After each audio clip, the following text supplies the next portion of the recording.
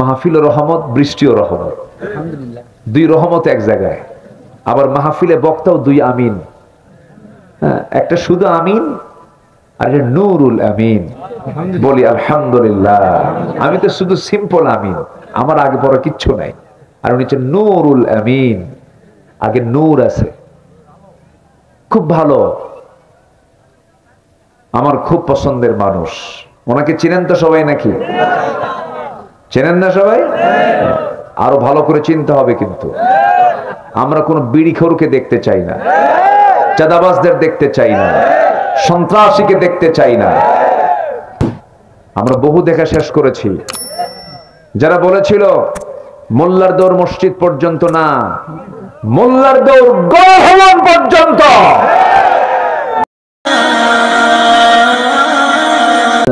وكرم وعلمه من البيان ما لم يعلم فسبحان الذي لا يحصى امتنانه باللسان ولا بالقلم نشهد أن لا إله إلا الله وحده لا شريك له ونشهد أن سيدنا وحبيبنا ومولانا محمدا عبده ورسوله الذي أرسله بالحق بشيرا ونذيرا وداعيا إلى الله بإذنه وسراجا منيرا فقد قال الله تعالى في كلامه المجيد وفرقانه الحميد أعوذ بالله من الشيطان الرجيم بسم الله الرحمن الرحيم إن الذين كذبوا بآياتنا واستكبروا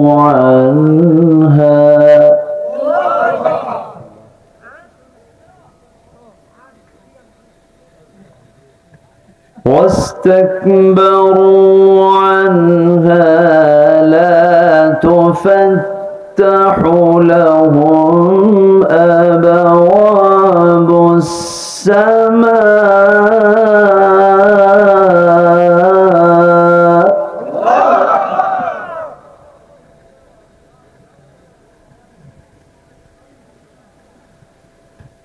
ولا يدخلون الجنة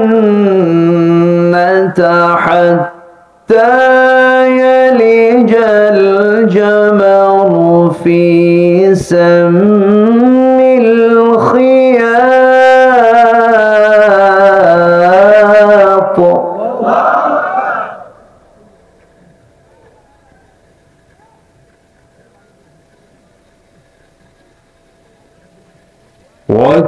وكذلك نجزي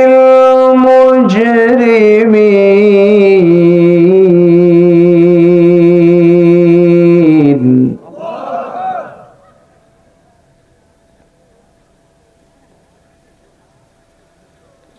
لهم من جهنم مهاد ومن فوقهم غواش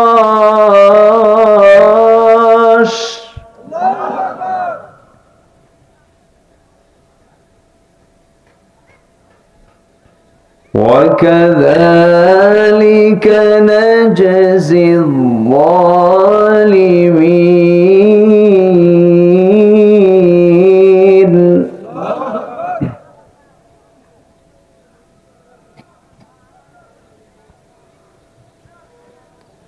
والذين آمنوا وعملوا الصالحات لا نكلف نفسا إلا وسعها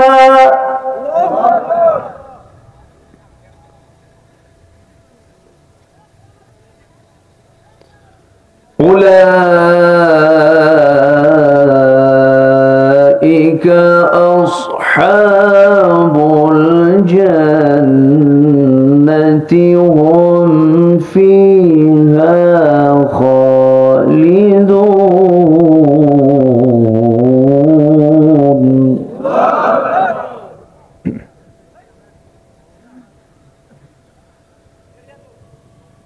الله أكبر. بسم الله الرحمن الرحيم.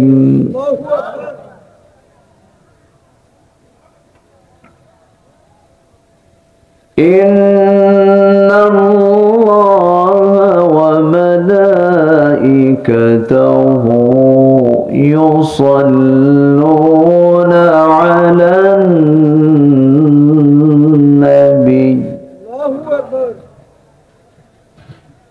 يا أيها الذين آمنوا صلوا عليه وسلموا تسليما.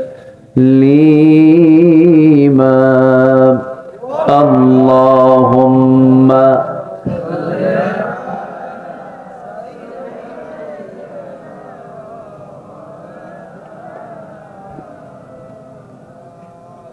وعلى آل سيدنا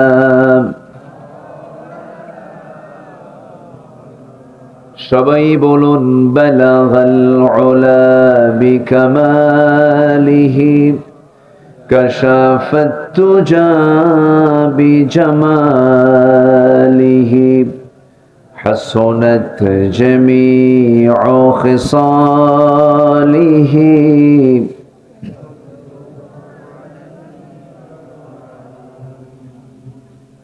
सूरत यूसुफ बिदारी हिकमत लुक़मान मा क़ारी क़ुरआन बारी ये है दिले सादिमान मा बलगल उला बिकमालिही कशफत तुजा बिजमालिही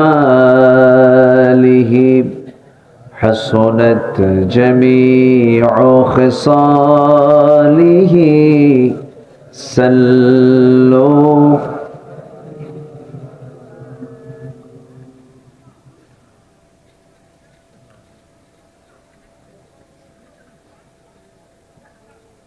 प्राकृतिक सौंदर्येर অপরূপ লীলাভূমি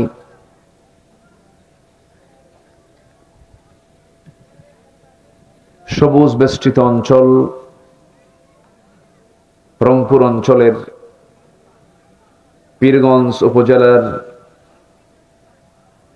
বেহবতপুর জামিয়া রহমানিয়া হাফিজিয়া মাদ্রাসা মাহফিল ইন্তেজামি কমিটি কর্তৃক আয়োজিত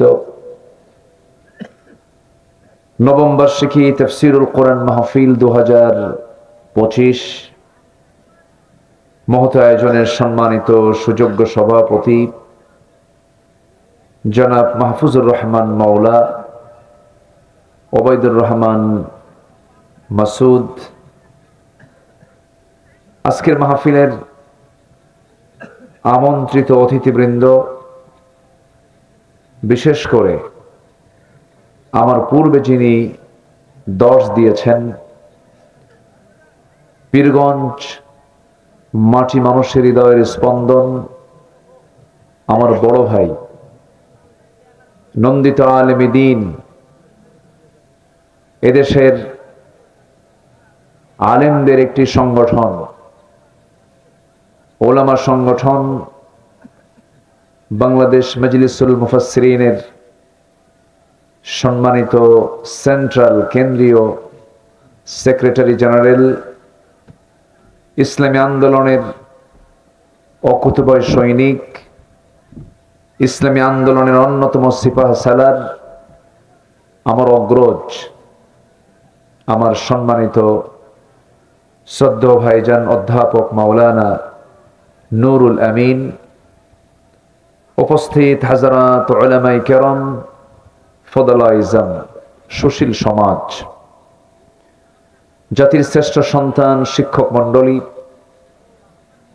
জাতির বিবেক সাংবাদিক বৃন্দ, সামনে উপস্থিত আমার প্রাণপ্রিয় সম্মানিত দ্বীনী ভাইরা, আড়ালে বসে আছেন শ্রদ্ধেয়া সম্মানিতা মা বোনেরা।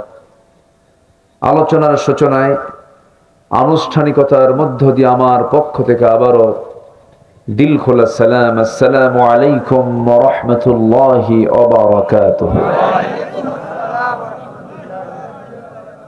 সবাই কেমন আছেন? আমাকে প্রশ্ন করলেন, আল্লাহ তাআলা আমাকে তো আপনার সাথেই বসে রেখেছেন। বলি আলহামদুলিল্লাহ। আমি এই মাঠে একবার না, দুবার না, তিনবারও না, এবার দিয়ে কয়বার হলো? 4 বার হয়ে গেল। আসলে আল্লাহর মেহেরবানি, আল্লাহ তাআলা একই মাঠে আমাকে বারবার আসার তৌফিক দিয়েছেন। মহান রব্বে করিমের শুকরিয়া, এই চাঁদ মাখা মুখ আল্লাহ পাক আমাকে বারবার দেখার সুযোগ করে দিয়েছেন। সেই মহান জাল্লা শানুহুর দরবারে আমরা সবাই শুকরিয়া জ্ঞাপন করছি, শুকরিয়া আদায় করছি, মুহাব্বাতান বলে উঠছি আলহামদুলিল্লাহ। চিৎকার মেরে বলছি আল্লাহুম্মা লাকা আসলামতু ওয়া বিকা আমানতু ওয়া আলাইকা তাওয়াক্কালতু ওয়া ইলাইকা আনাবতু ওয়া বিকা খাসামতু। সবাই বলে আল্লাহুম্মা, জোরে আল্লাহুম্মা আইন্নি আলা যিকরিকা ওয়া শুকরিকা। তিনি অনেক পুরাতন আলোচক, তাদের আলোচনার বয়স অনেক দীর্ঘ। আমার জানা মতে 35-40 বছর তার আলোচনার বয়স। অনেক প্রবীণ একজন আলোচক তিনি। তার আলোচনার পরে আমার আর কি কথা থাকে? অনেক চমকপ্রদ কিছু কিছু কথা তিনি বলেছেন, এবং আমি উঠেছি এমন সময়, মানে আমার এটা চয়েস টাইম না, আমার পছন্দের টাইম হচ্ছে এশার পরে উঠলে খুব ভালো হয়। যেমন এই বছরে যে মাহফিলগুলো প্রায় 18 বছর বন্ধ রেখেছিল ফেরেশতারা, সে মাহফিলগুলো এবার চালু হয়েছে। এর মধ্যে এই দেশের সবচেয়ে সর্ববৃহৎ যে মাহফিল, চট্টগ্রামের রজব আলী প্যারেড ময়দানে যে মাহফিলটা আল্লামা সাইদ রাহিমাহুল্লাহ দীর্ঘ 29 বছর, 77 টু 2006, এই 29 বছর তিনি চালু রেখেছিলেন, তিনি আলোচনা করেছিলেন। সেই 6 থেকে নিয়ে আজকে 2025 সাল, 24 সাল, এই দীর্ঘ 18 বছর মাহফিল বন্ধ ছিল, এবার তা ওপেন হয়েছে। বলি আলহামদুলিল্লাহ। আকাশের অবস্থা মনে হচ্ছে একটু মেঘাচ্ছন্ন মনে হচ্ছে না? আমার এখানেও পানি পড়ছে, তো আমাকে না বলে যাবেন আপনারা?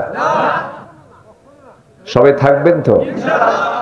যদি আমি ভিজতে চাই আপনি থাকবেন? যে দুটো বিষয়, একটা হচ্ছে খুব অল্প সময়ে মাহফিলটার আয়োজন করা হয়েছে, 1। 2 হলো আপনারা আসবেন, এর জন্য মাহফিল কমিটি তারা রাতের বেলা তো অনেক রাত হয়ে যাচ্ছে, তারা কিছু তাবারকের আয়োজনও করেছে। কেউ তো খুশি খুশি আলহামদুলিল্লাহ বললেন না। তো আল্লাহ যতটুকু বলাবেন আমরা ততটুকুই তো বলতে পারবো, তাই না? এর তো বাইরে কিছু না। একটু মেহেরবানি করে ধৈর্যের পরিচয় দিন। আমরা আল্লাহকে এটাই বলবো, আল্লাহ তোমার বান্দার কোরআন শুনতে এসেছে, কোরআন শোনাও রহমতের কাজ, বরকতের কাজ, তোমার বৃষ্টিও বরকত। এই জমিনে বৃষ্টির দরকার আছে না নাই বলেন তো? আছে। আল্লাহ যদি তার ফয়সালাকে চূড়ান্ত করেন, এই জায়গায় আমার আপনার মনক্ষুণ্ণ হওয়ার কোনো সুযোগ নাই। মনক্ষুণ্ণ হওয়া যাবে না, মন খারাপ করা যাবে না। আমরা একটু আল্লাহর কাছে চাই, আল্লাহ তোমার কাছে যেটা কল্যাণময় সেটা তুমি করো। জোরে বলি আল্লাহুম্মা আমিন। আমরা একটু আল্লাহর নামটা নিয়ে সুন্দর করে একটু জিকির করি, সুবহানাল্লাহ আলহামদুলিল্লাহ। আমি কিন্তু উঠতে বলিনি, একটু বসুন। আমি উঠতে বলিনি, একটু বসুন। সুবহানাল্লাহ আলহামদুলিল্লাহ লা ইলাহা, আরো জোরে লা ইলাহা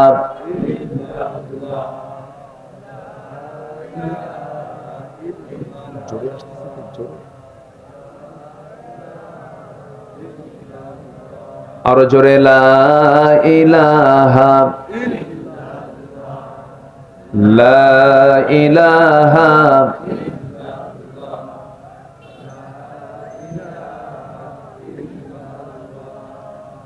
লা ইলাহা ইল্লাল্লাহু মুহাম্মাদুর রাসূলুল্লাহ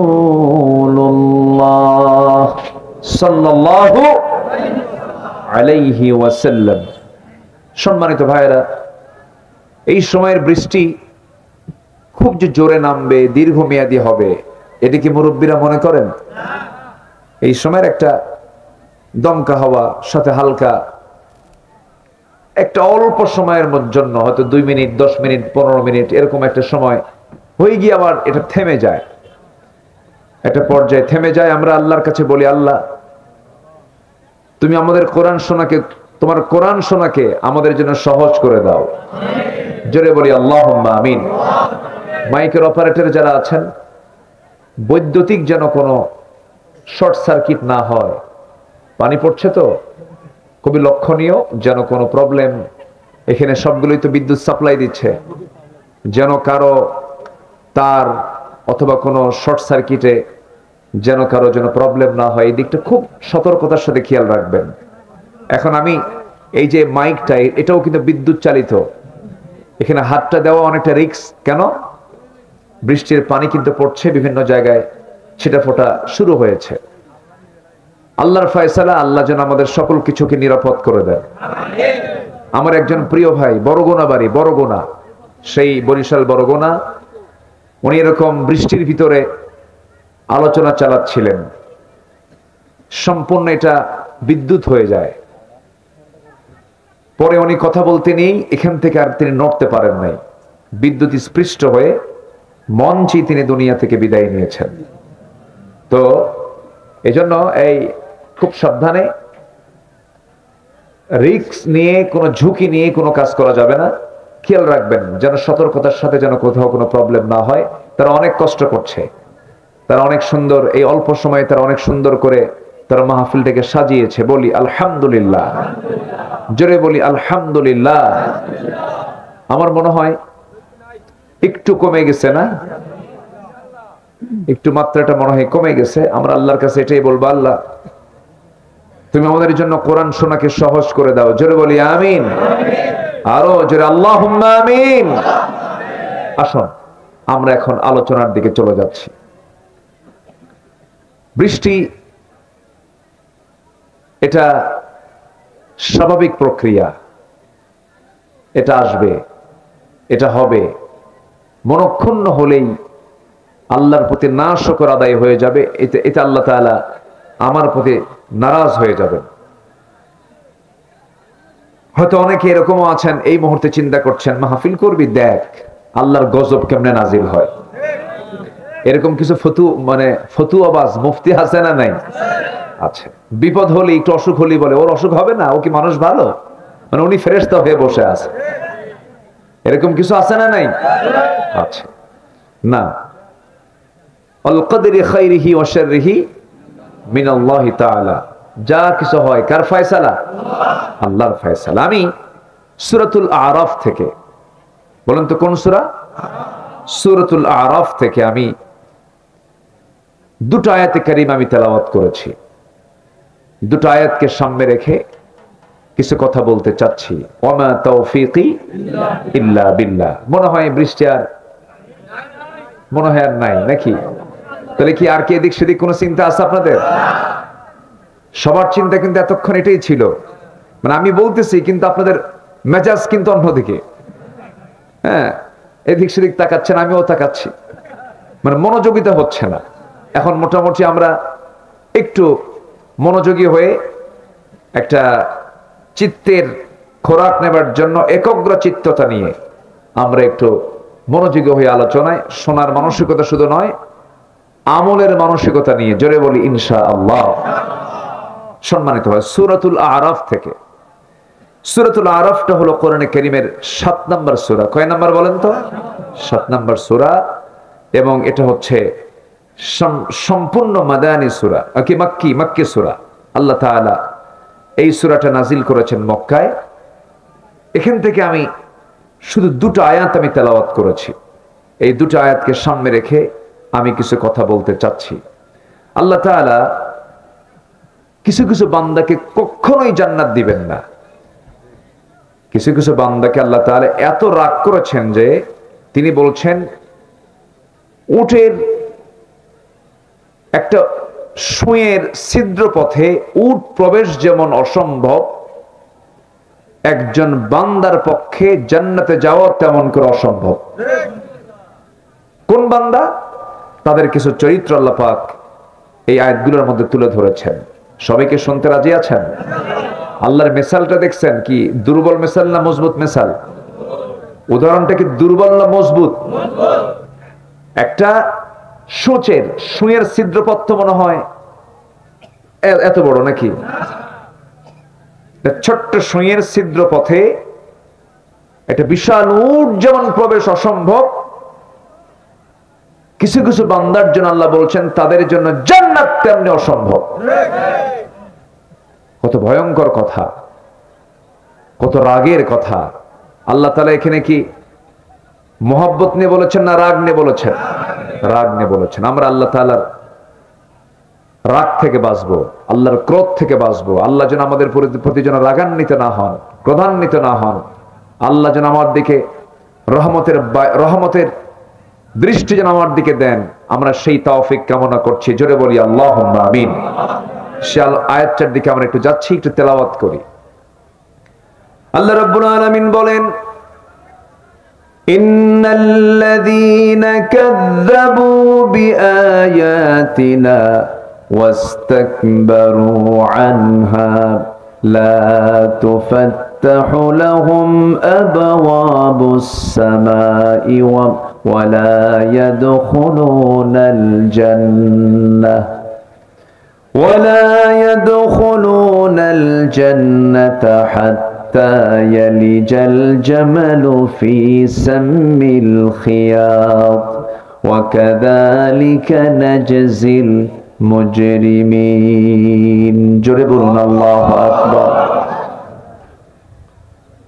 আমার বন্ধুগণ, আল্লাহ রাব্বুল আলামিন ইন্নার শব্দ প্রয়োগ করে নিশ্চয়তা দিয়ে বলছেন অবশ্যই ওই সমস্ত বান্দার জন্য আমি কখনো জান্নাতের দরজা খুলবো না যাদের মধ্যে কিছু বদগুণ আছে। আল্লাহ রাব্বুল আলামিন সেই বদগুণগুলো তুলে ধরছেন। এক নাম্বার হলো যারা আমার আয়াতকে, আমার কালামকে, আমার কিতাব দরজা কখনো খোলা হবে না। এক নাম্বার আসমানের দরজা তাদের জন্য খোলা হবে না। আসমানের দরজা আছে না নাই? আসতে বলবেন না, আছে না নাই? আছে। আল্লাহ তাআলা এখানে আসমানের দরজার কথা বলেছেন। জি, টেনশন না, কি টেনশন? ইনশাআল্লাহ মাহফিল রহমত, বৃষ্টিও রহমত, আলহামদুলিল্লাহ। দুই রহমত এক জায়গায়। আবার মাহফিলে বক্তাও দুই আমিন। হ্যাঁ, একটা শুধু আমিন আর একটা নূরুল আমিন। বলি আলহামদুলিল্লাহ। আমি তো শুধু সিম্পল আমিন, আমার আগে পরে কিচ্ছু নাই। আর উনি হচ্ছে নূরুল আমিন, আগে নূর আছে। খুব ভালো, আমার খুব পছন্দের মানুষ। ওনাকে চিনেন তো সবাই নাকি? চেনেন না সবাই? আরো ভালো করে চিনতে হবে কিন্তু। আমরা কোন বিড়িখোরকে দেখতে চাই না, চাঁদাবাজদের দেখতে চাই না, সন্ত্রাসীকে দেখতে চাই না। আমরা বহু দেখা শেষ করেছি। যারা বলেছিল মোল্লার দৌড় মসজিদ পর্যন্ত না, মোল্লার দৌড় গণভবন পর্যন্ত, সব বিদায় নিয়েছে। কি সমস্যা? না না না, লাগবে না। আমি ফ্যান সরাই দিচ্ছি, কারো ফ্যান নাই। আমি ছোট্ট একটা ফ্যান দিয়ে রাখছি অবশ্য, কোনো মতো বেঁচে থাকার জন্য। আমার দিকে তাকান সম্মানিত ভাইয়েরা। সেই বাতিল নেতৃত্বের মোকাবেলা করার জন্য মোল্লারা মাঠে নেমেছিল। স্লোগান ছিল নারায়ে তাকবীর, ঠিক কিনা? এই স্লোগান ছিল না? স্লোগান এটাই ছিল। হ্যাঁ, মাদের ভিতরে আওয়াজ যাচ্ছে না, ঠিকঠাক করে দেন, ঠিক হয়ে যাবে ইনশাআল্লাহ। কি? হ্যাঁ, বলে দিছি তো। হ্যাঁ, আমি তো তাবারকের কথা প্রথমেই বলছি। মেহমানদারি মাশাআল্লাহ মাহফিল কমিটি করছেন, আপনারা খুশি হয়েছেন তো নাকি? খাইছেন সে 8টার দিকে, না খেয়ে যাবেন? এই অপমান কি কমিটি করতে পারে নাকি? তারা আয়োজন করেছেন, বলি আলহামদুলিল্লাহ। খাইলেও আলহামদুলিল্লাহ, না খাইলেও মন খারাপ করা যাবে না। আসো আবার আলোচনার দিকে যাচ্ছি। তাহলে আল্লাহ তাআলা বলছেন, আমি ওই সমস্ত বান্দার জন্য আসমানের দরজাই খুলবো না। আপনি কোনো বাড়িতে যাচ্ছেন বেড়ানোর জন্য, কিন্তু বাড়িওয়ালা তো কথা বলেই নাই, দরজার কাছেই আসে নাই। তাহলে বলেন তো, শুধু কি অপমান না বড় অপমান? আল্লাহর আরশ আজিম ডানে বামে নিচে না উপরে? কয় আকাশ উপরে? আর আল্লাহ বলছেন আবওয়াবুস সামা, বাবুন না আবওয়াব। বাবুন এক বচন, আবওয়াবুন বহু বচন। আসমানের কোন দরজাগুলো কোন দরজা খোলা হবে না তাদের জন্য যারা এই আমার আয়াতকে যারা অস্বীকার করেছে, এই আয়াতকে বাদ দিয়ে দুনিয়ার আইনের পিছনে যারা ছুটেছে। এই 54 বছরের জাতি ছুটেছে আল্লাহর আইনের পিছনে না দুনিয়ার আইনের পিছনে? তাদের জন্য আসমানের দরজা খোলা হবে না। আমার ফতুয়া না আল্লাহর ফতুয়া? আব্দুল্লাহ আলামিন কিন্তু বলে যাচ্ছে না এই কথা, কোরআন বলছে। সূরাতুল আরাফ আয়াত নাম্বার 40 বলে দিবেন সবাইকে। যারা দুনিয়ার আইন প্রতিষ্ঠা করতে চেয়েছে তাদের জন্য আসমানের দরজা খোলাই হবে না। তোরা মর। আমার বন্ধুগণ, একটু মনোযোগ দিয়ে কান লেগে এই কথাগুলো শুনবেন। দুনিয়ায় হেরে গেলাম, কোনো লস নাই। দুনিয়ায় কিছু ক্ষতি হলো, কোনো লস নাই। এই ক্ষণিক জীবনে হেরে যাওয়া জিতে যাওয়া কোনো বিষয় নয়। দুনিয়া তো একভাবেই পার হবেই, কিন্তু এমন একটা জীবন সামনে পড়ে আছে যার শুরু আছে, কখনো শেষ নাই। সে আখিরাতের সেই দীর্ঘস্থায়ী দীর্ঘ জীবন, যে জীবন শুরু হবে কখনো শেষ হবে না। সেই জীবনটাকে বরকতময় করার জন্য, সুখময় করার জন্য, আনন্দময় করার জন্য মহান রব্বুল আলামিন বিভিন্ন জায়গায় বান্দাকে জান্নাতের আমলের কথা বলেছেন, আবার জাহান্নামের কথা বলেছেন। এই আয়াতটা যখন আমার চোখের সামনে আসে, আমার তখন মনে হয় আল্লাহ রাব্বুল আলামিন কোন বান্দাকে জান্নাত দিবেন না। এত রাগ তার, এত তিনি খেপে গিয়েছেন এই আয়াতের ভিতরে। ওয়াকাযালিকা নাজজিল মুজরিমিন, আমি এমন করি পাপীদেরকে পুরস্কৃত করি, মানে পাপীদের প্রাপ্য বুঝিয়ে দিই। কত ভয়ঙ্কর কথা এই আয়াত। দেখলে পরে মনে হচ্ছে আল্লাহ তাআলা কত কাহার, কত জব্বার তিনি, কত কঠিন তিনি। আমরা শুধু মনে করি রহমান আর রহিম, না, আল্লাহ তাআলা কাহার, আল্লাহ তাআলা জব্বার। এই আয়াত তার বড় একটা প্রমাণ। সম্মানিত ভাইয়েরা, সম্মানিত বন্ধুগণ, সেই জাহান্নাম থেকে বাঁচতে পারাই হলো আমাদের সবচেয়ে বড় চ্যালেঞ্জ। আমরা জাহান্নামে যেতে চাই না জান্নাতে যেতে চাই? জাহান্নাম না জান্নাত? তাহলে আমি যাব ঢাকা, আমি কি উত্তরে যাব না দক্ষিণে যাব? বলেন বলেন, ঢাকাটা কোন, পীরগঞ্জ থেকে কোন দিকে? দক্ষিণে। তাহলে আমার দক্ষিণের বাসের টিকিট কাটতে হবে না উত্তরের বাসের টিকিট কাটতে হবে? না কুড়িগ্রাম যাবেন? কুড়িগ্রাম গেলে কি ঢাকা কাছে হবে না আরো দূরে হবে? দূরে হবে। তাহলে আমাকে ঢাকায় যেতে হলে দক্ষিণের বাসগুলোতে চড়তে হবে, উত্তরের বাসে চললে আমার ঢাকার যাওয়ার পথ আরো কি হবে? বিলম্ব হবে, দেরি হবে, ডেস্টিনেশন আরো বেড়ে যাবে। আমাকে সঠিক গন্তব্যে পৌঁছার জন্য সঠিক লাইনে থাকতে হবে। সে লাইনটা হলো ইহদিনাস সিরাতাল মুস্তাকিম। আমার বন্ধুগণ, সেই সিরাতুল মুস্তাকিমকে খুঁজে বের করতে হবে। সেই পথটাকে খোঁজার জন্য আল্লাহ রাব্বুল আলামিন এই কালামটা দিয়েছেন। আপনি কি চান সবকিছু আল্লাহ রাব্বুল আলামিন এর মধ্যে বলে দিয়েছেন, কোনো কিছুই বাদ দেন নাই। এমন কোন সাবজেক্ট নেই যা বাদ পড়েছে। এই যে মাইকে কথা বলছে আপনি শুনতে পাচ্ছেন, শব্দ তরঙ্গ আওয়াজটা বড় হয়ে আপনি শুনতে পাচ্ছেন। এই যে প্রত্যেকটা ইউনিটে পিছনে যে চুম্বকটা আছে, লোহা লাগানো আছে, এখানে লোহা লাগানো আছে। গাড়িতে চড়ে এসেছি, সেখানে লোহা লাগানো আছে। ভাইজান আমাকে হুন্ডায় চড়ায় নিয়ে গেলেন, সেখানেও লোহা লাগানো আছে। পৃথিবীর এমন কোন কার্যক্রম নাই যে কার্যক্রমে লোহা ছাড়া কোনো উপায় আছে নাকি? লোহা ছাড়া কোনো উপায় নাই। ধান লাগাইছেন, ধানটা কাটবেন, কি দরকার বলেন? কি দরকার? শুধু লোহা দরকার না কাঁচি দরকার? কাঁচি কি দিয়ে বানায়? লোহা দিয়ে বানায়। জামা ছিঁড়ে গেছে, সেলাই দিবেন, কি লাগে? লোহা লাগে, সুই লাগে। কিন্তু এই লোহাটা আল্লাহ রাব্বুল আলামিন আসমান থেকে নাযিল করেছেন। দিনাজপুরের কয়লা মাটি থেকে ওঠে, সিলেটের গ্যাস মাটি থেকে ওঠে, সোনা মাটি থেকে ওঠে। কিন্তু লোহা এমন একটা পদার্থ পৃথিবীর কোনো মাটি থেকে নয়। পাথরটা পঞ্চগড়ের মাটি থেকে ওঠে, ওঠে না? ওঠে। কিন্তু আল্লাহ রাব্বুল আলামিন লোহাটা নিচ থেকে তুলেছেন না আসমান থেকে নাজিল করেছেন? আসমান থেকে নাজিল করেছেন লোহা। লোহার আরবি হলো হাদিদ। লোহার আরবি কি বলেন? হাদিদ মানে হচ্ছে লোহা। আল্লাহ তাআলা 114 সূরার মধ্যে একটা সূরার নামকরণ করেছেন সূরাতুল হাদিদ। সূরাতুল হাদিদ। তাহলে এখন বলেন, কোরআন কি শুধু নামাজের কথা বলে? না, কি তথ্যটা দিচ্ছে কোরআন দেখেন। কি কি তথ্য আল্লাহ পাক এখানে সরবরাহ করছেন। আল্লাহ রাব্বুল আলামিন বলেন, وأنزلنا الحديد فيه بأس شديد ومنافع للناس। আমি লোহা নাজিল করেছি যার মধ্যে রেখেছি প্রচন্ড শক্তি। এই যে রাশিয়া ইউক্রেন যে যুদ্ধ হয়ে গেল, যুদ্ধ চলছে, এখনো শেষ হয় নাই। ইসরায়েল একটা অসম যুদ্ধ চালাচ্ছে, যে ইসরায়েলের বিরুদ্ধে ওরা অস্ত্র গুলি চালায়, এরাই দেখি ঢিল মেরে তার মোকাবেলা করে।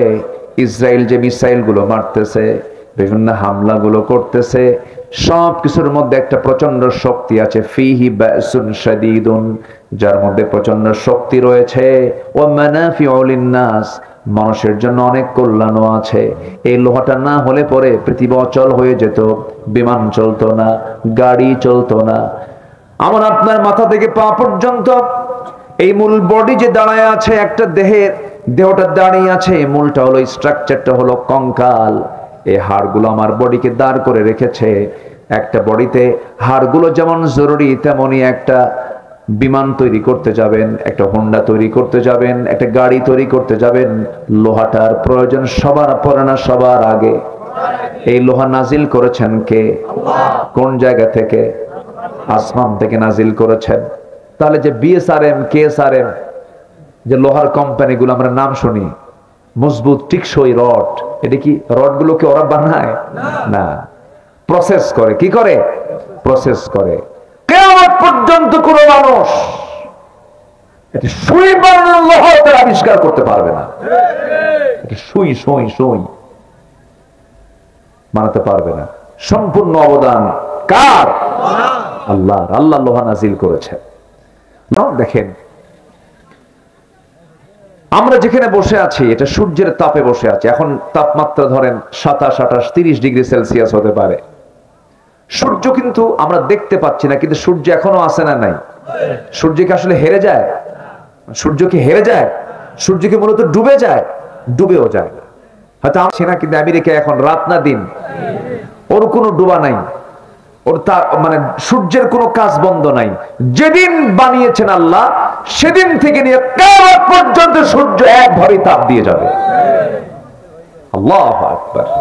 শুধু একদিন কি হবে জানেন? কিয়ামতের আগ দিয়ে ইদা শামসু কুব্বিরাত, ইদা শামসু কুব্বিরাত ওয়া ইদান নুজুমুন কাদারাত। সূর্য সংকুচিত হয়ে যাবে, তারকাগুলো ছিটকে ছিটকে পড়বে, তারকা ছিটকে ছিটকে পড়বে। আল্লাহু আকবার বলে। কি কঠিন একটা সিচুয়েশন সবার সামনে পড়ে আছে। আমার ভাইয়েরা, একটু কান লাগাবেন, মনোযোগ দিয়ে শুনবেন। ওই যে সূর্যটা আমরা দেখতে পাই, এত দূরে থাকার কারণে পৃথিবীতে আমরা 35 ডিগ্রি সেলসিয়াস, 40 ডিগ্রি সেলসিয়াস, আমার দেশে 44 পর্যন্ত উঠেছে, 42 পর্যন্ত উঠেছে। আমার বন্ধুর এই তাপমাত্রা আমরা ফিল করি, কিন্তু সূর্যের আভ্যন্তরীণ তাপমাত্রা হলো 15 মিলিয়ন ডিগ্রি সেলসিয়াস। সূর্যের আভ্যন্তরীণ তাপমাত্রা কত?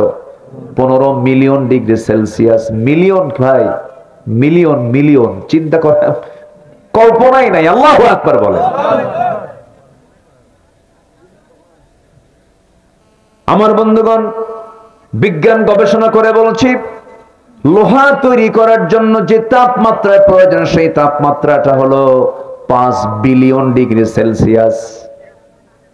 মিলিয়ন, এবার কি বিলিয়ন। 5 বিলিয়ন ডিগ্রি সেলসিয়াস তাপমাত্রা যেখানে থাকবে, সেখানেই লোহা তৈরি করা সম্ভব। বলেন তো, পৃথিবীর কোথাও কি এই তাপমাত্রা আছে? সূর্যের কাছেই তো নাই। তাহলে পৃথিবীর কোথাও কি লোহা তৈরি হতে পারে? লোহাটা আসলো কেমনে? বিজ্ঞান গবেষণা করে বলছে, মহাশূন্যের মাঝে কোনো সুপারনোভার মহাবিস্ফোরণ ঘটেছে। এই মহাবিস্ফোরণ ঘটার মধ্য দিয়ে সিটকে সিটকে আল্লাহ পাক লোহাগুলো পৃথিবীতে পাঠিয়ে দিয়েছে। জোরে বলি সুবহানাল্লাহ, আর জোরে বলি সুবহানাল্লাহ। 130 তলা, 150 তলা, 200 তলা বিল্ডিং গুলো যে খাড়া হয়ে থাকে কিসের উপরে? বলেন কিসের উপরে? তো বিল্ডিং করে অহংকার করার বান্দার কোনো কিছু আছে বলেন তো? ওই রড গুলো কার? সব অবদান গুলো কার? আল্লাহ। কোরআন কত আগে তথ্য দিয়ে দিয়েছে। সম্মানিত ভাইয়েরা, সব কথাই কোরআন বলে দেয়। আপনি এর কাছে যা চাবেন তাই পাবেন, কোনো কিছু বাদ পড়েনি কোরআন থেকে। কিন্তু আমরা রাষ্ট্র থেকে কোরআনকে বাদ দিয়ে দিছি। কোরআনে কোনো কিছু বাদ পড়েনি, কিন্তু আমরা কি করছি? বাদ দিয়ে দিছি। আল্লাহ সোজা বলতেছেন, উটের প্রবেশ যেমন সূচের ছিদ্র পথে সম্ভব নয়, তোদেরও জান্নাত যাওয়া সম্ভব না। কত ভয়ঙ্কর কথা। আল্লাহ তুমি বাঁচাও এই ভয়ঙ্কর কথা থেকে। জোরে বলি আল্লাহুম্মা আমিন। তাহলে আমরা কোরআনকে মানবো না মানবো না? অস্বীকার করব না স্বীকার করব? কোরআনকে আমরা জানবো, মানবো, এটাকে ফলো করব। জোরে বলি ইনশাআল্লাহ। এক জায়গায় না সব জায়গায়? সব জায়গায়। নিজের মতো না আল্লাহর মতো? ইসলাম মানবো নিজের মতো না ইসলামের মতো? ইসলামের মতো। শুধু বললে হবে না ধর্মীয় মূল্যবোধে বিশ্বাসী আমরা। আসলে ধর্মীয় মূল্যবোধে বিশ্বাসী, কিন্তু সুদ খায়, বেশ্যাবৃত্তির লাইসেন্স দেয়। আছে কিনা বলেন? আমার দেশে বেশ্যাবৃত্তির লাইসেন্স আছে না নাই? নারী সংস্কারের নামে ইদানিং আমরা শুনতে পাচ্ছি, নারী সংস্কারের নামে কিছু ইসলাম বিরোধী অপশক্তি, তারা ইসলাম বিরোধী আইন পাশ করার জন্য চেষ্টা চালাচ্ছে। অনেক কষ্টের অর্জিত এই ৩৬ জুলাইয়ের আন্দোলনের মধ্য দিয়ে যে একটা অভূতপূর্ব বিজয় আল্লাহ পাক দিয়েছেন। প্রথম যে রক্ত ঝরেছে কোন থানা, কোন জেলা, কোন থানা? কত বড় ভাগ্য আপনাদের। বলি আলহামদুলিল্লাহ। জোরে বলি আলহামদুলিল্লাহ। সম্মানিত, আমি গিয়েছি তার বাড়িতে, গিয়েছি তার মাকে জিজ্ঞাসা করেছি, বলতেছে আমি আপনার ওয়াজ শুনি, আমার ছেলেও আপনার ভক্ত ছিল। আমি শুনে খুব আনন্দিত হলাম। তো তো বললাম আপনার ছেলে নামাজ কালাম পড়তো কিনা? শুধু নামাজ পড়তোই না, সে স্টাডি করতো, গবেষণা করে আমল করতো। আল্লাহ তুমি তার কবরটাকে জান্নাতের নূর দিয়ে মুনাওয়ার করে দাও, জোরে বলি আল্লাহুম্মা আমিন। সম্মানিত ভাইয়েরা, 28 শ্রেণীর মানুষ জান্নাত পাবে না। 28 শ্রেণী। কয় শ্রেণী বলেন? হাদিস এবং কোরআনকে সামনে রেখে আমি এই 28 শ্রেণী একটা একটা করে বলবো, আমাকে সময় কিন্তু দিতে হবে। এই 28 শ্রেণীর আওতায় আমরা থাকবো না। এই 28 শ্রেণী থেকে দূরে থাকবো। আমি কোথায় চলে যাব বলেন? কোথায় চলে যাব? জান্নাতে। সবাই জান্নাতে যেতে যেতে রাজি আছেন তো? সবাই নামাজ না পড়া, হ্যাঁ, সবাই কি নামাজ পড়তে রাজি আছেন? আমরা নামাজটা পড়বো, জোরে বলি ইনশাআল্লাহ। যে নেতা নামাজ পড়ে না ওর নেতার ধার ধারি না। যার দলের ভিতরে ইসলামের কোনো কথা নেই, যে দল ইসলামী দল নয়, অবশ্যই সেই দল করা যাবে না। দল করতে হবে কার দল? আরো জোরে, কার দল? কোন দল করতে হবে এটার জবাব তো কোরআনে নাই। আছে? আসতে বলবেন না? আছে? বলি কোন দল করতে হবে, বলে দেই। আমি বলবো না কোরআন বলবে? কোরআন বলবে। আসেন, যখন আসলেই কথা, কাকে ভোট দিব এটা মনে হয় কোরআনে নাই, তাও আছে। বাদ আছে কি? কিছুই বাদ নাই। হ্যাঁ, আমরা বাদ দিছি, কোরআনে বাদ নাই, কিন্তু আমরা কি সুন্দর করে আমার উনি আলোচনার রিপ্লাই করলেন, আমরা বাদ দিয়ে দিছি। আমার বন্ধুগণ, কোন দলটা করব কোরআনকে বলে দিন, প্রশ্ন করুন। কোরআন সুন্দর করে জবাব দিচ্ছে, যে দিন আল্লাহর পক্ষ থেকে এসেছে সেটাই তোমাদের করতে হবে। পৃথিবীর কারো মানুষ মস্তিষ্কে প্রসূত কোনো দিন মানা যাবে না। আল্লাহ রাব্বুল আলামিন বলেন, ইন্নাদ-দীনা ইনদাল্লাহিল ইসলাম। আল্লাহর কাছে মনোনীত দল, মনোনীত দিন, মনোনীত জীবন বিধান হলো ইসলাম। ইসলাম শুধু নাম সর্বস্ব, ধর্মীয় নাম নয়, শুধু ধর্মের নাম নয়। ইসলাম হলো complete and balanced code of life, পরিপূর্ণ ভারসাম্যপূর্ণ জীবন বিধান। শুধু ধর্ম মনে করে আপনি ইসলাম মানবেন আংশিক, তা হবে না। ইসলামকে মানতে হবে আংশিক না পুরোপুরি? আংশিক না পুরোপুরি? আল্লাহ রাব্বুল আলামিন বলেন, أفتؤمنون ببعض الكتاب وتكفرون ببعض। 5 ওয়াক্ত নামাজকে তুমি মানবে, যাকাতকে মানবে না, তা হবে না। 5 ওয়াক্ত নামাজকে মানবে, সুদকে তুমি হারাম মনে করবে না, তা হবে না, তা হবে না।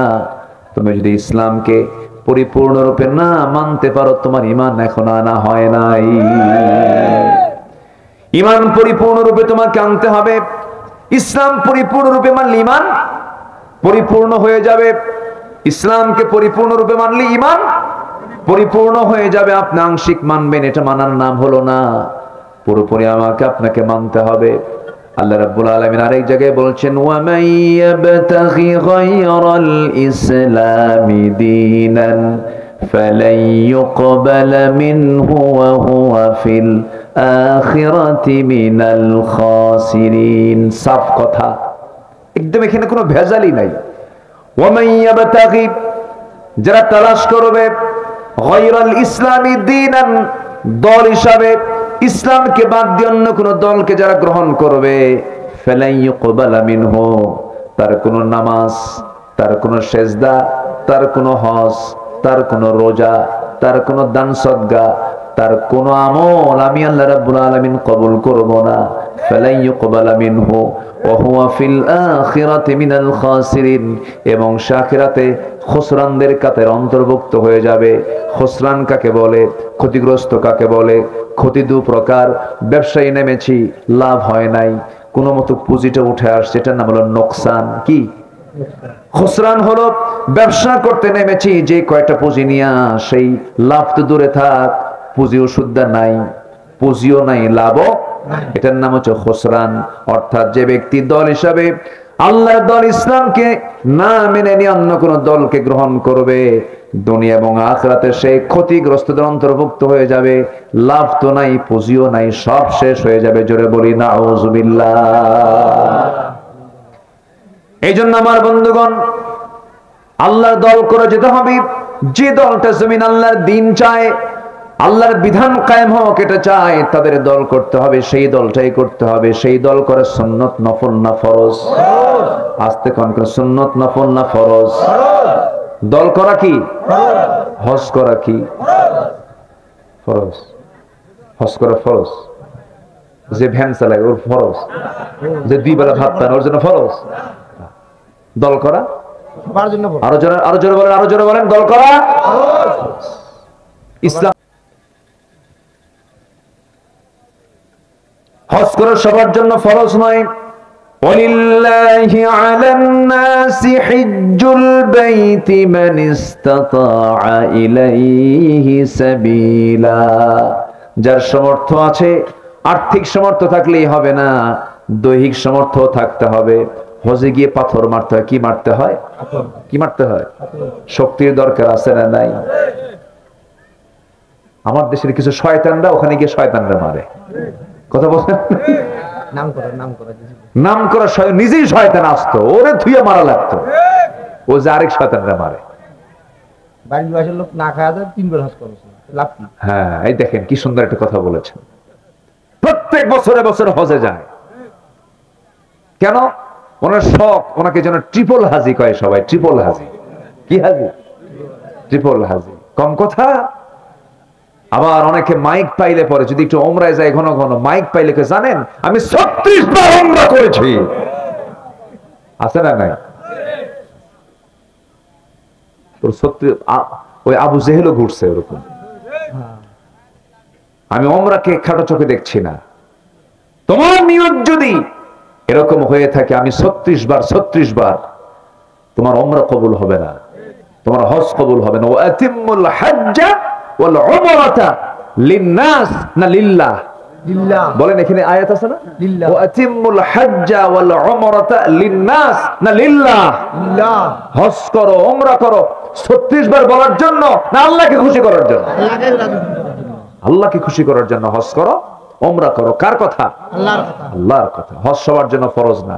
হজ সবার জন্য ফরজ না। রোজা করা কি সবার জন্য? আস্তে, সবার জন্য। কেমনে? অসুস্থ, অসুস্থ কি করবে? ছোট মানুষ, ছোটর জন্য ফরজ না। আচ্ছা, আমার বন্ধুগণ, মুসাফিরের জন্য ফরজ নয়। পরবর্তীতে সে রোজা বা রাখতে হবে, তাকে রোজা পালন করতে হবে। আমার বন্ধুগণ, তাহলে সবার জন্য রোজা ফরজ নয়, সবার জন্য হজ ফরজ নয়, আবার সবার জন্য নামাজ ফরজ না। সবার জন্য ফরজ না? আস্তে করে, সবার জন্য ফরজ কিনা বলেন? কিন্তু যে মহিলার মিন শুরু হয়ে গেছে তার জন্য কি ফরজ? ফরজ ফরজ। আমার কথা কি বুঝতেছেন আপনারা? একটু বুঝায় বুঝায়, একটু বুঝাতে গেলে একটু প্রশ্ন উত্তর দিতে হয়। রাগ করতেছেন নাকি আবার? তবে বন্ধ হলো পরে আবার ওই নামাজটাকে পালন করতে হবে না, যখন সে সুস্থ হবে তখন থেকে আবার শুরু হয়ে যাবে। আমার ভাইয়েরা, হজ সবার জন্য ফরজ নয়, রোজা সবার জন্য ফরজ নয়। ব্যক্তি বিশেষে রোজা সবার জন্য ফরজ হয় না, কিন্তু আমার আপনার জন্য আল্লাহ রাব্বুল আলামিন কিছু কিছু বিষয় ফরজ করে দিয়েছেন। এর মধ্যে একটা ফরজ, যেমন এই কোরআন শেখা সবার জন্য। আরো জোরে বলেন, আরো জোরে বলেন। যে মাদ্রাসার মাহফিল, সেই মাদ্রাসায় কি শেখানো হয়? আরো জোরে বলেন, কোরআন শেখানো হয়। আপনি কি জানেন এটা কত বড় মর্যাদাবান জায়গা? মাদ্রাসা কত বড় নিয়ামতের জায়গা? আল্লাহ রাব্বুল আলামিন প্রথম যে হুকুমটা দিয়েছেন, ফরজ হুকুমটা দিয়েছেন, কিছু নয়, সেটা হলো কোরআনটা পড়ো। কোরআন পড়ো, ইকরা, কোরআন পড়ো। আল্লাহর নামে। কার নামে? আল্লাহর নামে। সেটা কোথায় পড়ানো হয়? এই মাদ্রাসায় পড়ানো হয়।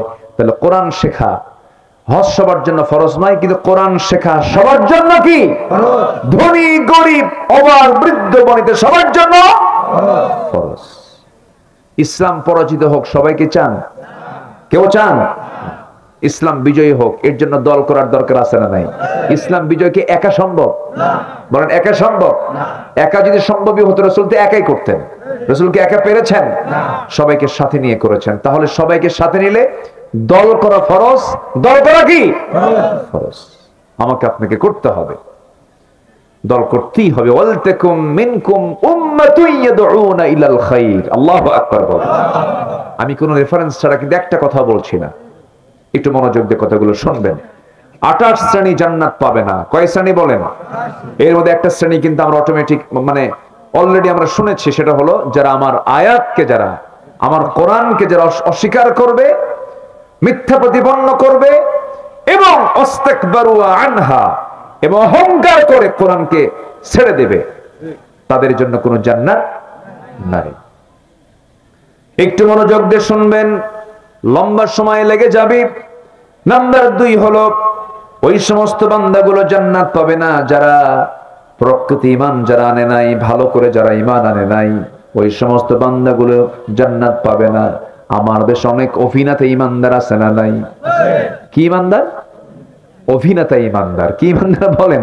অভিনেতা। যখন নির্বাচন আসে, ওরে বাপরে বাপ, মাথার টুপি আর গায়ের কাপড় চুপড় দেখে সাদা, সব সাদা, মাথা থেকে পা মনে হয় জিব্রাইল আসমান থেকে কেবলই নাজিল হলো। আছে না নাই? আছে। কিন্তু ওদের চরিত্র পরবর্তীতে ফুটে উঠে জাতির সামনে, যেমন করে দেখলেন না কয়েকদিন আগে, কয়েকটা মাস আগে, পালানোর জন্য তারা ইঁদুরের গর্ত খুঁজে পায় নাই। যাবে কোথায়, কোথায় যাবে, কোথায় তারা পালায়া থাকবে। শেষ পর্যন্ত একজন বড় বুজুর্গ, মাথা থেকে পা পর্যন্ত শুধু সাদার সাদা, সাদা দাড়ি, সাদা চুল, সাদা পাঞ্জাবি, সাদা পায়জামা, সাদা স্যান্ডেল, সব তার সাদা, এমনকি চোখের ভ্রু পর্যন্ত সাদা, মানুষটাও সাদা, দাঁতও সাদা, সব সাদা। এই সাদা সুরতের লোকটা শেষ পর্যন্ত পালানোর কোনো পরিবেশ না পেয়ে ভুল করে আবার নৌকায় চললো। ভুল করে আবার কোথায় চড়ছে? নৌকায় চড়ছে। নৌকা থেকে আর ভিড়তে পারে না, নৌকার পথ খুঁজে পায় না। কোস্টগার্ড গিয়ে ধরে ফেলেছে। কোস্টগার্ড গিয়ে ধরে ফেলে আইনমন্ত্রীকে বলে, আইনমন্ত্রী চিনছি, আপনারা চলেন, থানায় চলেন। আমি একে আসছে নাকি?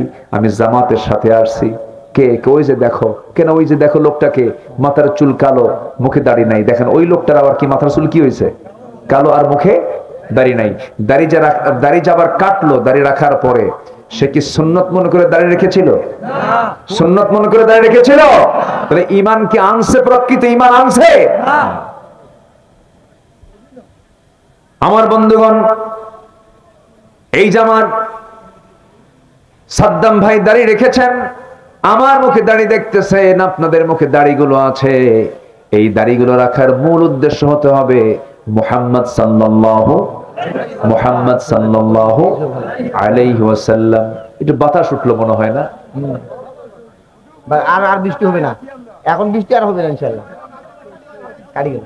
যাক, আলহামদুলিল্লাহ, আজকে আমরা সব বরকতি পেলাম, তাই না? গরম উঠছে, একটু বাতাস লাগতেছে, কিছুক্ষণ আগে মিটি মিটি একটু বৃষ্টি হলো। আমরা কখনো মন খারাপ করব না, বলি আলহামদুলিল্লাহ। আমি আপনাদেরকে মানে আপনাদের কষ্ট হবে মনে করে যে উঠেই কেমন করে বলি, এসেছেন যারা, আমি সবার কাছে একটু আরজ রাখবো, এই মাদ্রাসার উন্নয়ন হোক। সবাই চান না আপনারা? আমি মনে হয় 4 বারই আসলাম পরপর, না 4 বারই আসছি মনে হয়, পরপর আসছি মনে হয়। 9 বারের মধ্যে 4 বার, প্রথমে উদ্বোধন 9 বারের মধ্যে 4 বার আসছি, আলহামদুলিল্লাহ। প্রথমবার আসছে একবার, প্রথমে আসছে জি আলহামদুলিল্লাহ। সবার কাছে আমি একটু বলবো যে দয়া করে যারা আসছেন, কেউ তো যাবেন না, আমরা দোয়া করে এখান থেকে যাবো একসাথে। ফিলিস্তিন অগ্নিকুণ্ড হয়ে আছে, সেই গাজার মুসলমানদের জন্য দোয়া করব। কেউ যাবেন না, যদি যান তাহলে ভাববো আপনি কৃপণ, কেউ যাবেন না। তো আমি একটু মাঝপথে এসে একটু আপনাদেরকে একটু কষ্ট দেব। সেটা হলো আমার সাদ্দাম ভাই বহু আগের থেকে বলতেছেন, যখনই বসছে তখনই কিন্তু আমার এই ইঙ্গিত দেয়, কিন্তু ওনার জন্য না, ওনার জন্য না, একটা মাদ্রাসার জন্য আসছেন আপনি। আপনার একটা দান, আপনি কি জানেন জান্নাতের একটা ওসিলাও হতে পারে? কি হয়েছিল বেহবতপুরে, না বেহবতপুর না, ওই মাদ্রাসায় গিয়েছিলাম মাহফিল শুনতে। 10টা টাকা, 50টা টাকা, 100টা টাকা, 500 টাকা, 1000 টাকা আমি দান করেছিলাম। আপনি কি জানেন ওই টাকাটা তুলে আল্লাহ রাব্বুল আলামিন ওজন করে আপনাকে জান্নাত দিতে পারেন।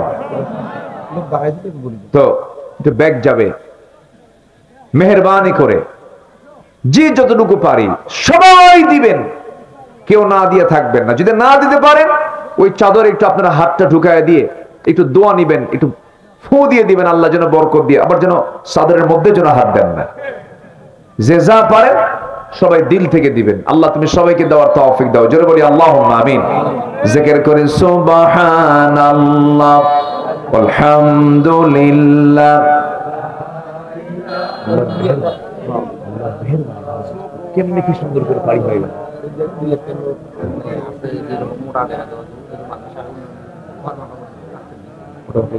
হয়ে গেল আর আধা ঘন্টা। জি জি জি জি জি আমি আমার নির্দিষ্ট সাবজেক্ট আমি আজকে শেষ করব, আল্লাহ যদি তৌফিক দেন। জোরে বলি ইনশাআল্লাহ। জিকির করি লা ইলাহা, আরো জোরে লা ইলাহা সুবহানাল্লাহ আলহামদুলিল্লাহ, আরো জোরে লা ইলাহা, আরো জোরে লা ইলাহা, লা ইলাহা ইল্লাল্লাহু মুহাম্মাদুর রাসূলুল্লাহ সাল্লাল্লাহু আলাইহি ওয়াসাল্লাম। আমার মা বোন যারা আসছেন তারা দিল থেকে দেওয়ার চেষ্টা করবেন। আল্লাহ তুমি সবাইকে দিল থেকে দেওয়ার তৌফিক দাও, জোরে বলি আমিন, আরো জোরে আমিন। জিকির করি আল্লাহু আল্লাহ আল্লাহু আল্লাহ লা ইলাহা, আরো জোরে লা ইলাহা সুবহানাল্লাহ আলহামদুলিল্লাহ।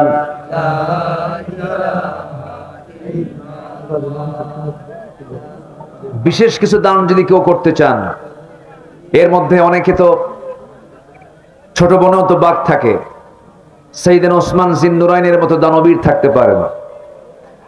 সাইয়েদনা ওসমান তিনি দান করতেন কম না বেশি বেশি, এরকম যদি কেউ থাকেন বিশেষ তাও দিতে পারবেন, ধান কাটার বড়ও দিতে পারবেন, আবাদি শস্য থেকে আপনি দিতে পারবেন। আল্লাহ তুমি সবাইকে দিল থেকে দেওয়ার তৌফিক দাও, জোরে বলি আল্লাহুম্মা আমিন। আমার নামে নাম আল আমিন, তিনি 1000 টাকা দান করেছেন, তুমি তার দানকে কবুল করো, জোরে বলি আল্লাহুম্মা আমিন। এই বৈশাখের ঝড়টা যদি একটু তীব্র হয়, একটু যদি তীব্র থেকে তীব্রতর হয়, তাহলে কি জমির ধান কি বাড়িতে আসবে? আজ থেকে আসবে? তো আল্লাহর একটু দিলে তো আল্লাহ খুশি হবেন, তাই না? ধানের ফলনটা বাড়ি পর্যন্ত যেন আসে, বৃষ্টি যেন কম হয়, পরিমাণ মতো হয়, বৃষ্টি যেন সেই মাপ মতো হয় যে মাপে আমাদের আবাদের ক্ষতি হবে না, বাতাস যেন সেই পরিমাণ হয় যে বাতাসে আমাদের ধান নষ্ট হবে না। এর জন্য চাইতে হবে কার কাছে? দান না কইরা, নাকি কিছু দিয়ে আমরা আল্লাহর কাছে চাবো। আল্লাহ তুমি সবাইকে দিল থেকে দেওয়ার তৌফিক দাও, জোরে বলি আমিন। বৈশাখের ঝড় থেকে, জ্যৈষ্ঠের ঝড় থেকে আমরা বাঁচার জন্য এই বৈশাখের জি বিশাল একটি তাণ্ডব লীলাও কিন্তু অনেক সময় হয়ে যায়। বিশাল বৈশাখের ঝড়ে লন্ডভন্ড হয়ে যায়, আবাদি শস্য নষ্ট হয়ে যায়। তো সে আবাদ থেকে কেউ 2 মণ 3 মণ 4 মণ আধা মণ করে হলেও, আমি যেখানে বসে আছি আপনাদেরকে নিয়ে, যারা আমার সামনে বসে আছেন, প্রত্যেকটা ভাইয়ের কাছে আমার আরজ থাকবে, বিশেষ করে এই মাদ্রাসার সঙ্গে আশেপাশে যাদের বাড়ি, এই মাদ্রাসার নির্দিষ্ট একটা হক, একটু জোরে বলবেন আছে না নাই? আচ্ছা, 1 মণ 2 মণ করে ধান আপনি অবশ্যই নিয়ত করবেন, আপনি দিবেন মাদ্রাসার জন্য। আল্লাহ কবুল করুন, জোরে বলি আল্লাহুম্মা আমিন। আমি এটা শেষের দিকে আমি সবার কাছ থেকে এটা আদায় করার চেষ্টা করব। হ্যাঁ জি, সম্মানিত ভাইয়ের, এখন আসুন আমরা একটু মূল আলোচনার দিকে আবার ফিরে যাচ্ছি। তাহলে ঈমান আনতে হবে, ভেজাল ঈমান না নির্ভেজাল ঈমান, নকল ঈমান না আসল ঈমান, নরম ঈমান না প্রকৃত ঈমান? প্রকৃত ঈমান আমাকে আপনাকে আনতে হবে, নচেত জান্নাত পাওয়া যাবে না। নাম্বার 2 হলো লা ইয়াদখুলুল জান্নাতা মান লা ইয়ামান জারুহু। আমার বন্ধুগণ, ওই সমস্ত বান্দাগুলো জান্নাত পাবে না কখনো প্রতিবেশীর প্রতি যার দয়া নাই, প্রতিবেশীর প্রতি যার আদর নাই, সম্মান নাই প্রতিবেশীর প্রতি, যে সদয় হবে না আল্লাহ পাক তাকে জান্নাত দিবেন না। সদয় তো হওয়া দূরের কথা, রাস্তায় হাঁটতেই দেয় না, এমন প্রতিবেশী মনে হয় বাংলার জমিনে নাই। পীরগঞ্জে নাই কেন? পীরগঞ্জে থাকবে কেন? পীরগঞ্জ তো পীর, কোন মুরিদি নাই এলাকায়, সব পীর। হ্যাঁ, ভেলা পীর আবার কি? ও আচ্ছা, এরকম পীরগঞ্জ খুব কম আছে, নামের দিক দিয়ে এমনি পীরগঞ্জ, কিন্তু ওইরকম নাই। ওরকম নাই না? না, প্রতিবেশীর প্রতি আমরা সদয় হব, জোরে বলি ইনশাআল্লাহ। আমরা প্রতিবেশীর প্রতি সদয় হব, জোরে বলি ইনশাআল্লাহ। আপনি কি জানেন, আপনি প্রতিবেশীর জন্য রাস্তা বের করে দিবেন, আল্লাহ আপনাকে জান্নাতের রাস্তা বের করে দিবেন। কেসাল লাগলেই জায়গাটা ওর, ওই রাস্তা দিয়ে ওই জায়গাতে একটু হাঁটে। কেসাল একটু গন্ডগোল লাগলেই খোঁটা মারে। আচ্ছা, খোঁটা যে মারলো, জমিনটা কার? তো ওই সময় যে মারে তখন কার? তখন তখন আল্লাহর কিনা বলেন, কিন্তু যখন সে মারে তখন বুঝায় কি? তখন কি বুঝায়? আমার খোঁটা মারলো। আপনি যে খোঁটাটা মারলেন, আল্লাহর জমিনে মারলেন। কাকে আটকানোর জন্য? আল্লাহর বান্দাকে আটকানোর জন্য আপনি মারলেন। আল্লাহ আপনার জাহান্নাম আটকায় দিবেন এরকম করে। একদম সুস্পষ্ট কথা। শুধু নামাজ পড়লেই হবে না ভাই, প্রতিবেশীর প্রতি যে সদয় হবে না, রাসূলের হাদিস, সুস্পষ্ট হাদিস, সুস্পষ্ট হাদিস, যার হাতে প্রতিবেশী নিরাপদ নয়, সদয় হবে না, সে জান্নাতের গন্ধ পাবে না। জোরে কোন নাউযুবিল্লাহ। নাম্বার 4 হলো, অহংকারী ব্যক্তি কখনো জান্নাত পাবে না। লা ইয়াদখুলুল জান্নাতা মান কানা ফি কলবিহি মিসকালা যাররাতিন মিন কিবার। যার মধ্যে জাররা পরিমাণ, জাররা মানে হলো চোখে দেখা যায় না এমন জিনিসকে জাররা বলা হয়। যার ভিতরে জাররা পরিমাণ অহংকার বিরাজ করবে, সে ব্যক্তি জান্নাতের গন্ধ পাবে না। সুন্দর কাপড় পরে অহংকার করা যায় কিনা বলেন? সুন্দর চেহারার বড়াই আছে কিনা বলেন? সম্পদ হয়েছে আমার ধরে, কি অহংকার আছে কিনা বলেন?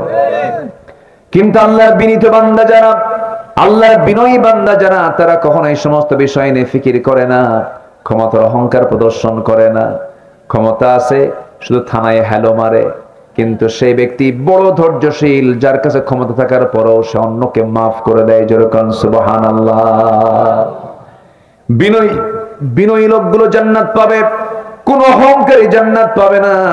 এই পৃথিবীতে সবচেয়ে বড় অহংকারী ছিল একজন, সেটা হলো মিস্টার ইবলিস। এই পৃথিবীতে আকাশ এবং জমিনে সর্বপ্রথম যে গুনাহটা সৃষ্টি হয়েছে সেটা হলো অহংকার দিয়ে। কি দিয়ে বলেন? অহংকার দেখেছিল প্রথম কে? বলেন কে? তাহলে আকাশ এবং জমিনের সর্বপ্রথম যে অপরাধ, সে অপরাধের নাম কি? অহংকার। বলেন অহংকারের নাম কি? গুনার নাম কি?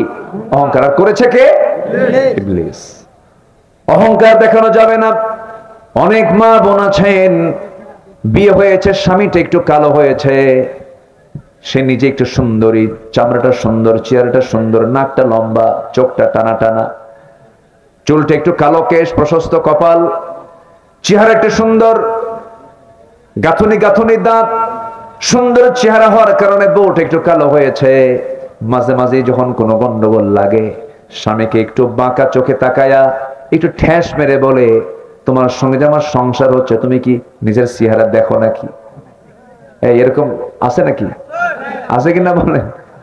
চেহারা একটু সুন্দর, খোঁটা মেরে বলে, নিজের চেহারা একটু আয়নায় দেখো, বারবার দেখো, আমার দিকে তাকায় দেখো, আমার সঙ্গে তোমার সংসার হচ্ছে, তোমার 14 গোষ্ঠীর কপাল।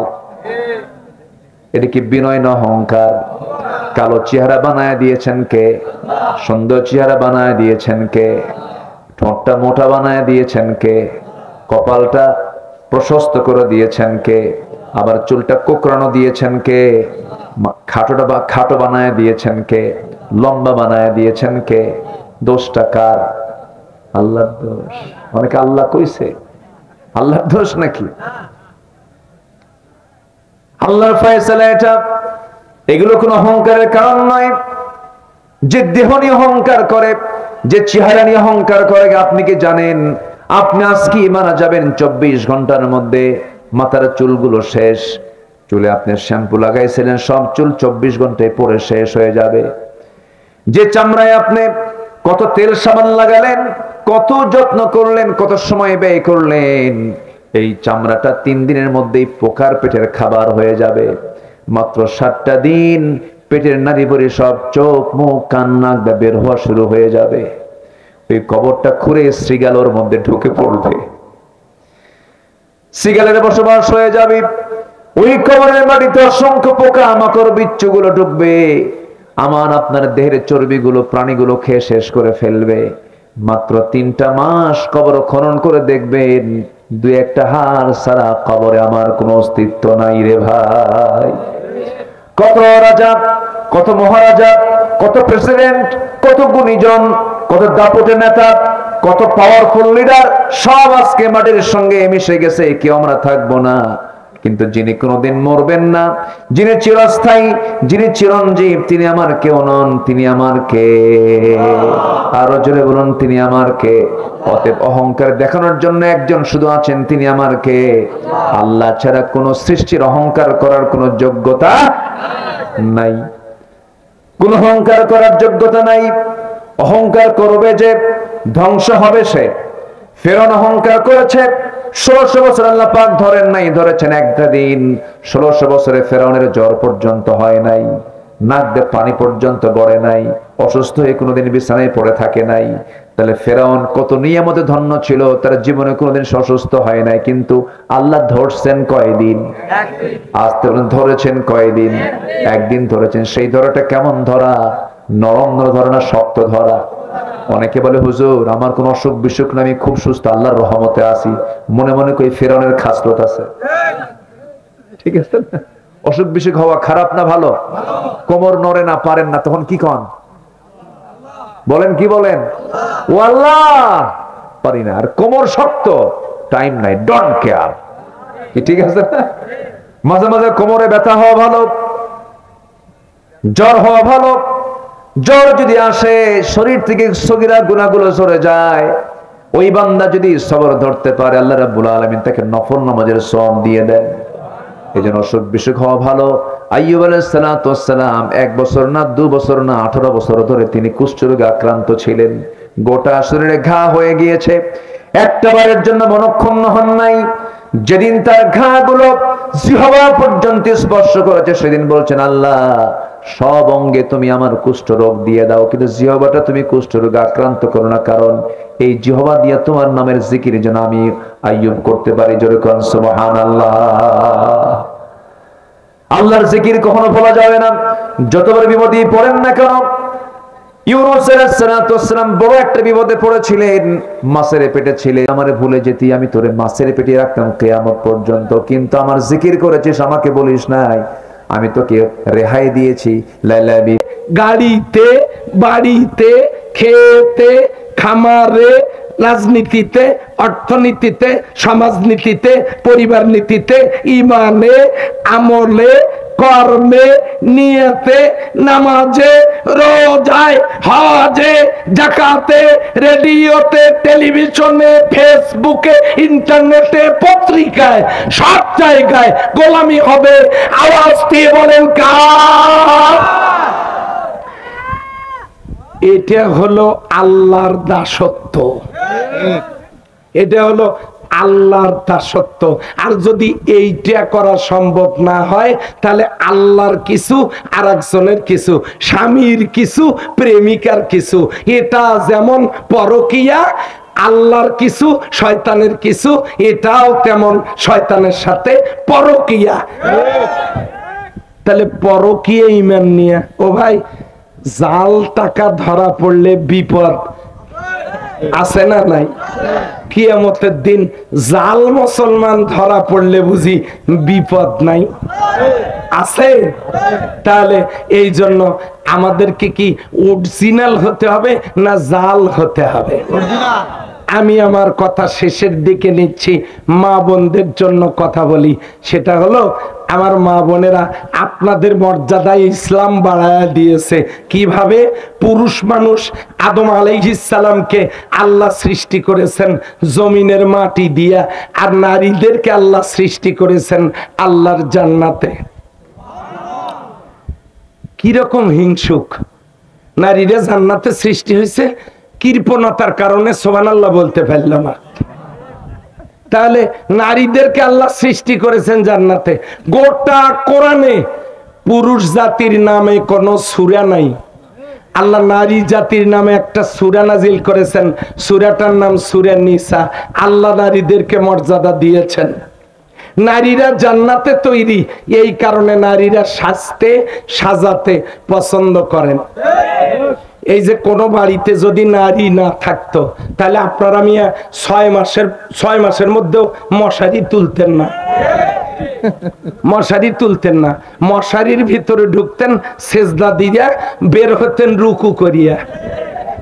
মশারি তো ফেলানোই লাগবে, তোলার দরকার কি? আপনারা তুলতেন না। এই যে গা থেকে কাপড় খুলে এই বাঁশের উপর তারের উপর যখন রাখেন মনে হয় জীবন্ত একটা বাদুড় লটকে আছে। খাবারের পরে তো জিন্দিগিতে কোনোদিন খাবারের প্লেটটা আমরা পরিষ্কার করি না। আরো কিছু দোষ আছে, ওটা আমি বলবো না, কারণ আমাকেও তো নিরাপদে বাড়ি যাওয়া লাগবে। শোনেন, আল্লাহ কিন্তু নারীদের মর্যাদা দিলেন। এবারে নবীজি কিভাবে মর্যাদা দিলেন? এক সাহাবী সে জিজ্ঞাসা করছেন, খেদমত করব কার? তোমার মার।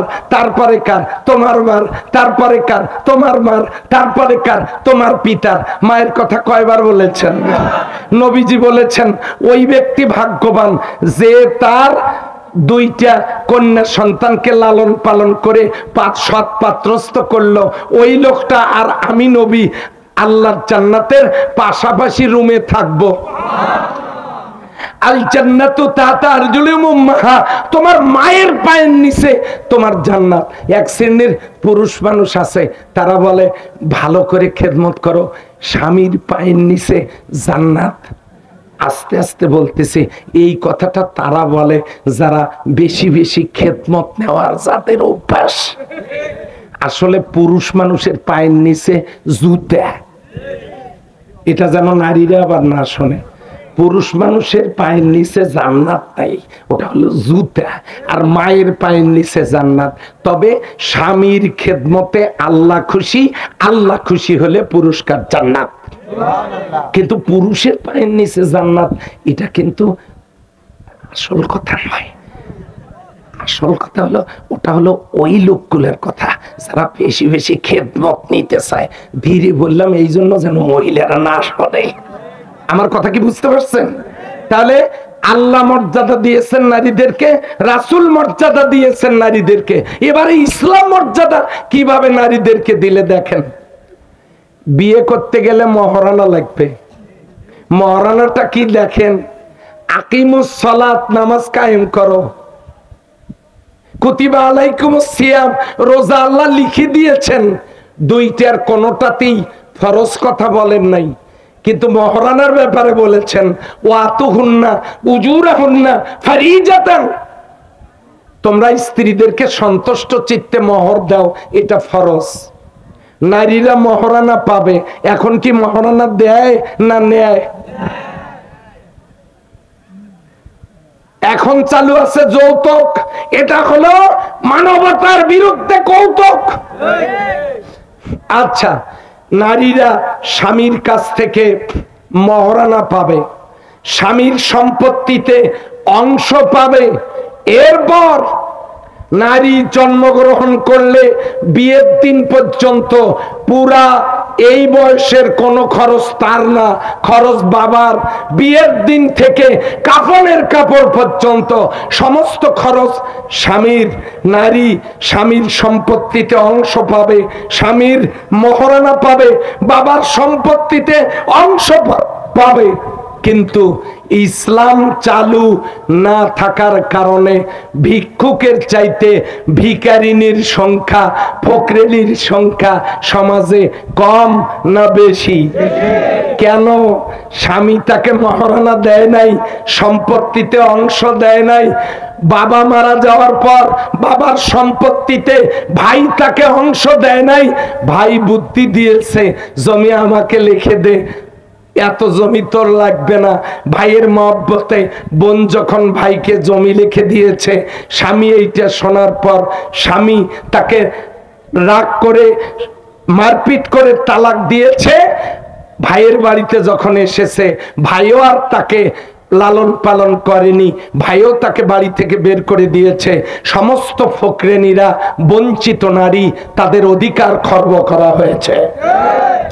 নারীরা যদি জানতো ইসলামের কাছে আমরা নিরাপদ, ইসলাম আমাদেরকে মর্যাদা দিয়েছে, তাহলে নারীরা ভাত রান্না করে খাওয়ার পর আল্লাহর কোরআন আইন ইসলাম প্রতিষ্ঠার জন্য তারা রাত দিন কাজ করত, নারীদেরকে থামানো যেত না। কিন্তু নারীরা জানেই না তাদেরকে ইসলাম মর্যাদা দিয়েছে। সম্মানিত ভাই এবং বোনেরা, এই জন্য আমি যে আয়াতটা আপনাদের সামনে তেলাওয়াত করেছি, মা আনসালনা আলাইকাল কোরআনা লিতাশকা, ওগো নবীজি, আমি আপনার কাছে যে কোরআন অবতীর্ণ করেছি, আপনাকে আমি দুর্ভোগ পোহানোর জন্য এই কোরআন দেই নাই, কষ্ট দেওয়ার জন্য এই কোরআন দেই নাই, দুঃখ দেওয়ার জন্য এই কোরআন দেই নাই। তার মানে হলো কোরআন আল্লাহ দিয়েছেন সুখের জন্য, শান্তির জন্য, সুন্দরতার জন্য। কোরআন যদি জমিনে থাকে ভাই, আল্লাহর সূর্যের আলো, অক্সিজেন, বৃষ্টির পানি যেমন উপকারী, আল্লাহর কোরআন কি আমাদের উপকারী হইতো না? আল্লাহর কোরআন কি আমাদের উপকার হবে না? তাহলে এই কোরআনের পথেই, এই কোরআনের পথেই আমাদের থাকার দরকার। বলেন তো, আছে না নাই? ও ভাই, আমি কি কোনো দলের কথা বললাম, রাজনীতির কথা বললাম?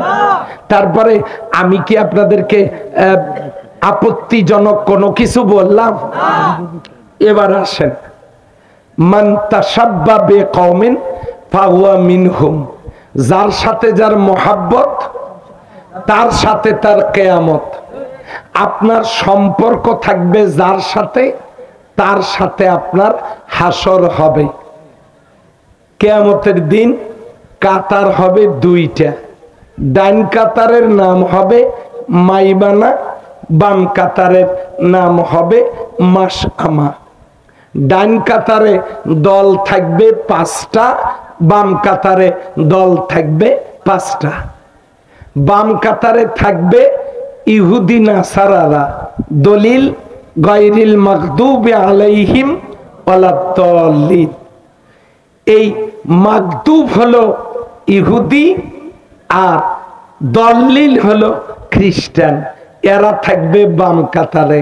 যাদের সাথে ইহুদি নাসারাদের সম্পর্ক থাকবে, তারাও কিয়ামতের দিন থাকবেন বাম কাতারে। 2 থাকবে মুশরিক। মুশরিক কারা? যারা শিরিক করে। শিরিক করে কারা? ওমাল্লাম ইয়াহকুম বিমা আনসালাল্লাহু ফাউলাইকা হুমুল কাফিরুন যালিমুন ফাসিকুন। যে ক্ষমতা আল্লাহর, ওইটা আল্লাহকে না দিয়া অন্য কাউকে দিলে কি হয়? শিরিক হয়। সন্তান দেওয়ার মালিককে? জোরে বলেন। সিলেটে যান কেন?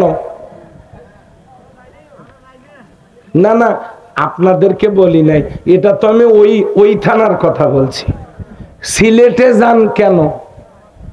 অসুখ হলে ভালো করার মালিককে? আল্লাহ। তাহলে ডাক্তারকে গিয়ে বলেন কেন আপনার ঔষধে আমার হাইব্রিড বাচ্চা সুস্থ?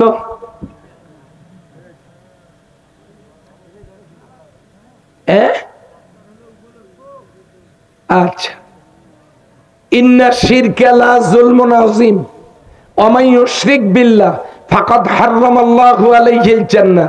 যে ব্যক্তি শিরিক করবে তার জন্য আল্লাহর জান্নাত হারাম। এই মুশরিকেরা থাকবে বাম কাতারে। কথা বুঝতে কষ্ট হচ্ছে? মেহমান আসতেছে। 3 নাম্বার থাকবে জালেম। জালেম কারা? ইন্নাল্লাহা লা ইয়াহদিল কওমাজ জালিমিন। জালিমদের কপালে হেদায়েত নাই। জালিম থাকবে বাম কাতারে। আমাদের অতিথি আসতেছেন, সাইফুল ভাই আসতেছেন নাকি? হ্যাঁ, সাইফুল ভাই ও কয়বার? 3 বার। আচ্ছা আচ্ছা, নিয়ে গেল, যাক, ওটার বিচার আমি দিচ্ছি না। আমি শুধু বলতে আসছি, খালি এই যে মিথ্যা মামলা দিয়ে জেল খাটায় যারা, তারাই জালেম না, আর একজনের জমি যারা জোর করে দখল করে আছেন। না না, ওরকম লোক পীরগঞ্জ নাই, ওটা নদীর ওই পাশে আছে। আচ্ছা, বিয়ে করেছেন, স্ত্রীকে যারা মহারণা দেন নাই, নাকে রুমেল দিয়ে ঠিকই গেছেন মুনকির নকির সাথে নিয়ে, এক পাশে এক দুলে ভাই, আর এক পাশে আর এক দুলে ভাই। মহারণার কথা, মহারণা কত? দুলে ভাই বলছে 3 লাখ, নগদ কত? নাক ফুল। ওই যে বিয়ে করে নিয়ে এসছেন নাক ফুল দিয়ে, বাকিটা আইজো বাকি যারা দেন নাই। বাবা মারা গেছে, বোনকে যারা সম্পত্তিতে অংশ দেন নাই।